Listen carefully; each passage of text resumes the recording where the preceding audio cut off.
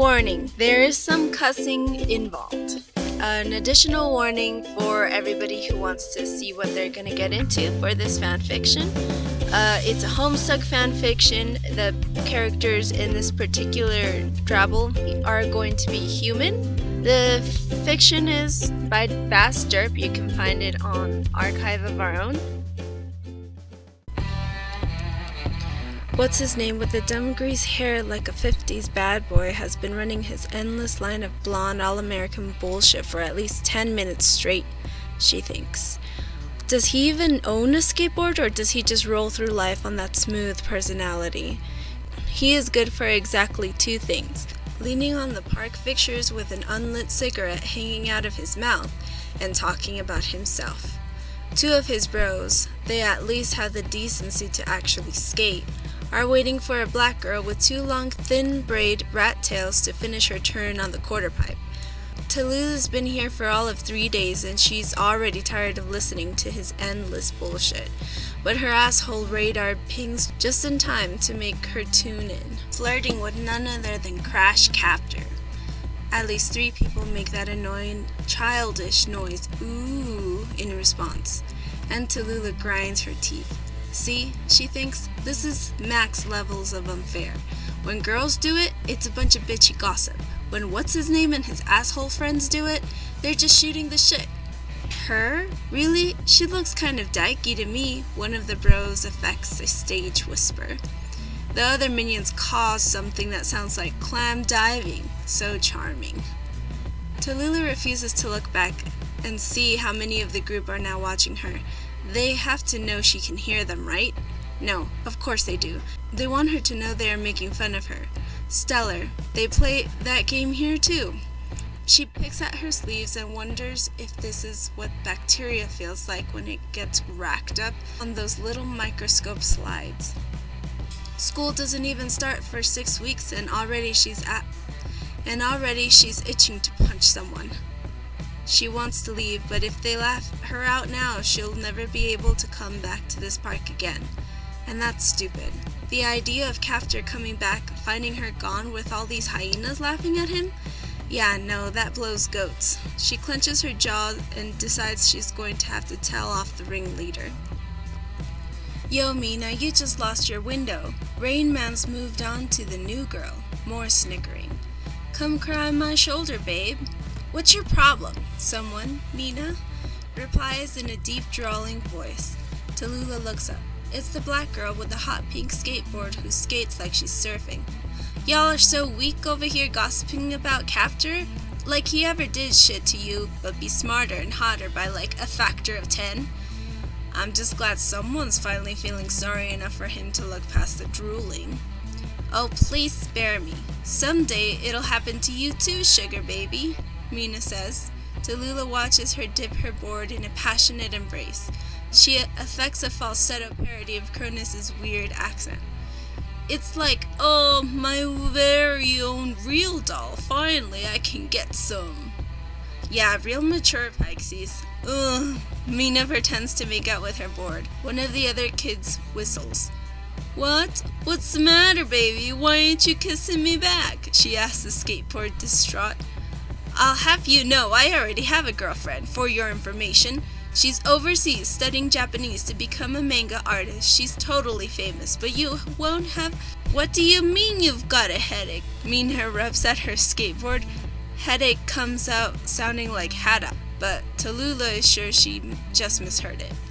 Bitch, every freaking night you got a headache. Take some Tylenol and get in there. What? You're cheating on me? With my fleshlight?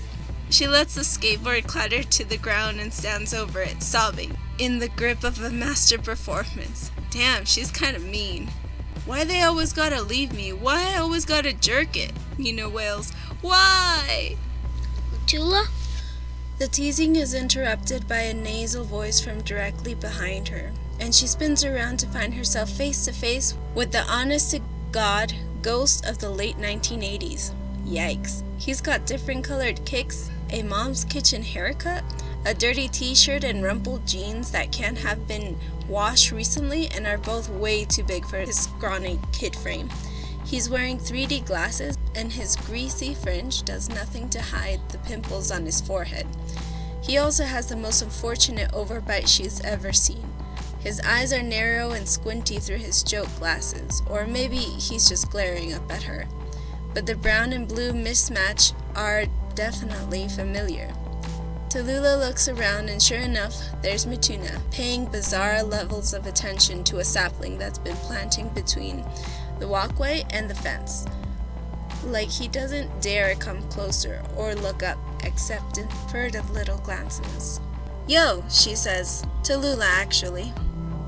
Okay, figured it was a weird name, but you skaters are weird people. So, I'm Solix.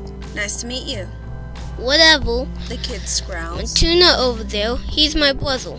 My dad's aren't home, so I'm in charge. "Aren't you like 12?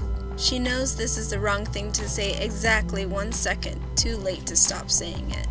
I'm 13 and taking college courses over the summer, but thanks very much for making assumptions about my level of responsibility, random stranger. "No shit, college?"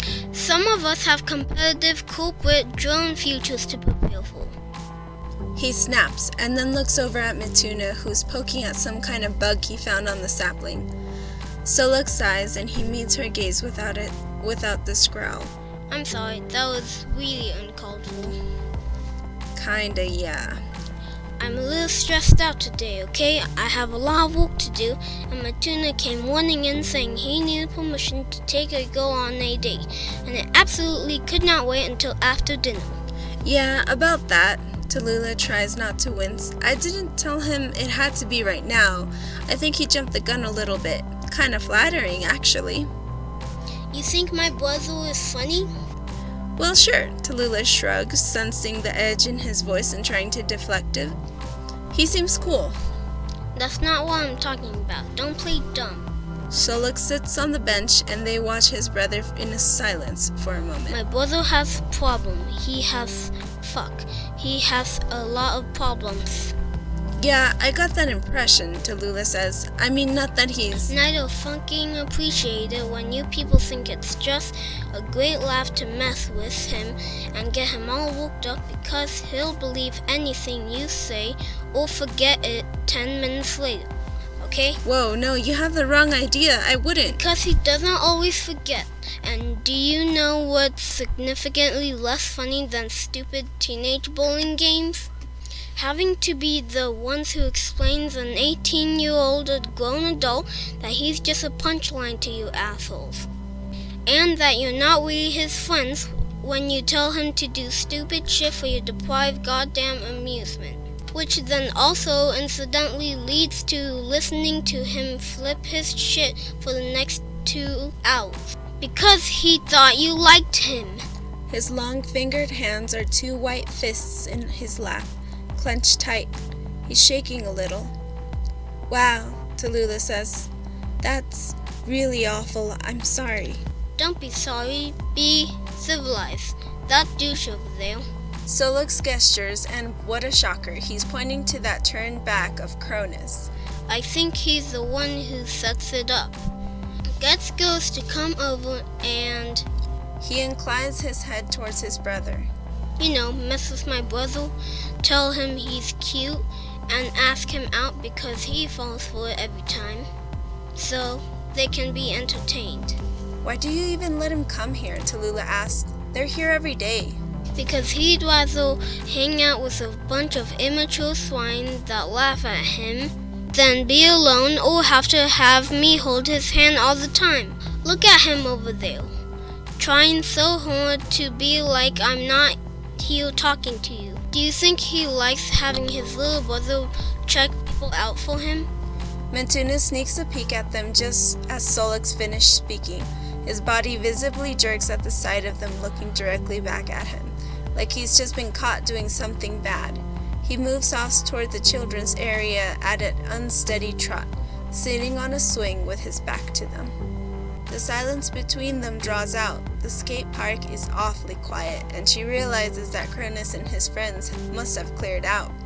No audience? One less thing to have to feel awkward about. The night is looking up. "So you thought I was..."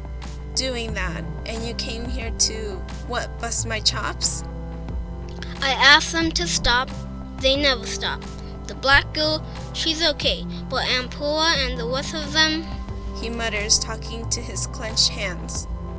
Yeah, she says. I've already heard those guys talking about me, and I only just got here, and I'm normal. They always have to have something over you so they can laugh. Solok says bitterly. Always. If you're not weird on your own, they'll make shit up. I was hoping things would be different here, Tallulah says. My last school, I didn't get picked on exactly, not like your brother must have to deal with, but there were rumors it was bad. She trails off, unwilling to get into particular memory with a near stranger. So you were being nice to my brother so he won't feel bad, says Solok. That's something, I guess. No, not really. What's going on, bro? Well, that's the other option left. Once we rule out fucking with Matuna for your own sick entertainment, says Solok. Look, you don't seem like a total joke. I concede that. Well, thanks for deciding you know my entire emotional repertoire, random stranger. I'm sorry. I didn't mean like that. I was out of line, and I apologize. Look, I'll go tell him I decided you aren't allowed to go out. He'll get mad at me, but I'm used to it, okay? I was just letting you off the hook. He says more slowly, like she's stupid and not just aghast. It's cool you tried to be nice by going along with it, okay? I just wish people would. He sighs. Whatever, he'll deal. Oh my god, can you not? Tallulah snaps. I asked him out, you dingus. What? Solok is utterly thrown by this.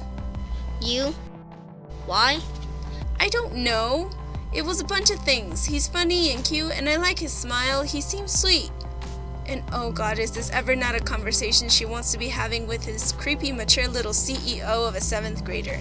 How embarrassing. Sweet? Solok makes a hideous gagging sound, and she restrains herself from hip-checking him off the bench and stepping on his face.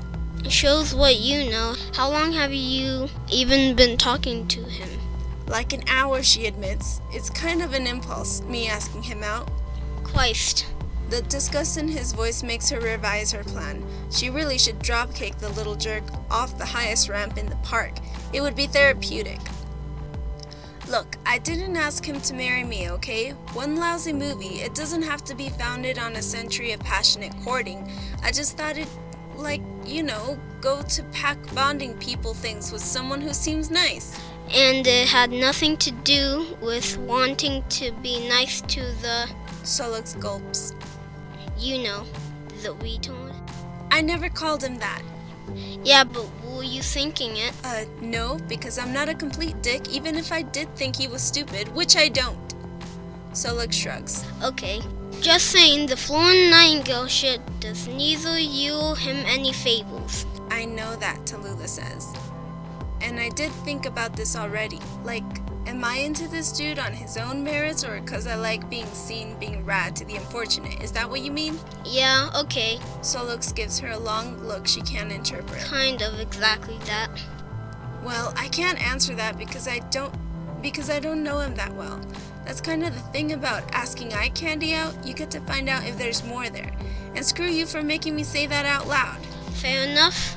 Solok raises his eyebrows and chews his lower lip. Just a movie? And you won't be trying to score good person points for going with him? Just a movie, just for fun. Engagement rings not included. And if you don't get along? She shrugs. Then I'll break his heart like we're a couple of hormonal teenagers. Solok leans back on the bench for at least a minute, gnawing his lip and staring at the sky with his two-tone eyes through those ghastly two-tone glasses. After a long silence, he nods, just once. All right, he says. You have my provisional blessing to take my brother to a movie. Cool, says Tallulah, and she realizes she means it. She generally likes this prickly little snot. Give me your Facebook so I can add you, he says.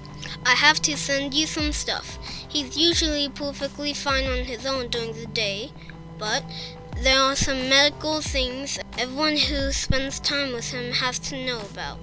Homework for a date? Tallulah groans. You're killing my buzz, kid. It is what it is, Latula. Think of it as your last chance to turn back. He shrugs. As I said, my brother has problems. You deal or you can fuck off, okay? You'd be in good company. All his old friends, His brow furrows and he refuses to look at her, watching instead Mituna's back and forth movement on the swing. They fucking bailed. They almost always bailed. That's what the council said. It's not personal, but it still sucks. And that's why the fatherly third degree. A buzzing noise, the park lights have come on. Wow, it's getting dark so early. Among a low-grade tsunami of others, equally valid reasons, including a fact that our actual fathers are not in town to do the honors. Yes. He digs around in one grubby jeans pocket until he finds a pristine iPhone with a blue and red case that appears to have been bedazzled at some point. Kid faction, she thinks, kill me now. Okay, call me so I can add your number, and then I want your address, workplace, email, and emergency contact number for each of your legal guardians. Do I have to pass a piss test too? That's only for third base and beyond. Don't be a moron. Tallulah finally cracks a grin as she takes out her old sidekick Alex. The sight of its cracked screen makes Solix snicker in a very offensive way. But she chooses to rise above the slight and dials the number he recites for her.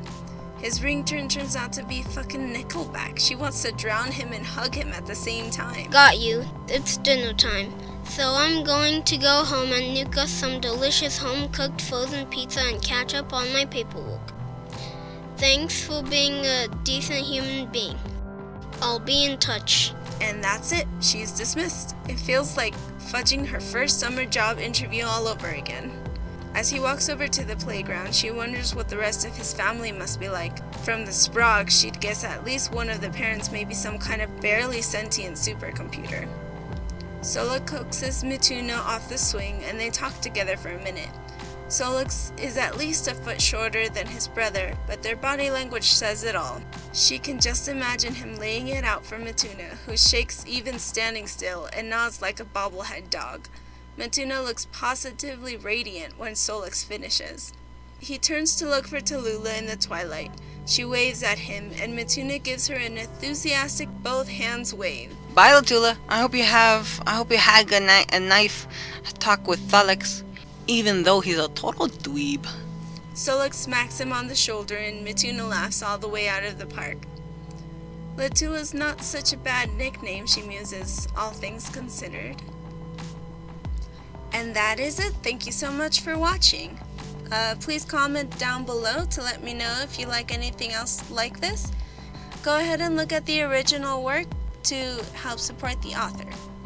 And consider joining my Patreon to help me out make these videos faster. Thank you.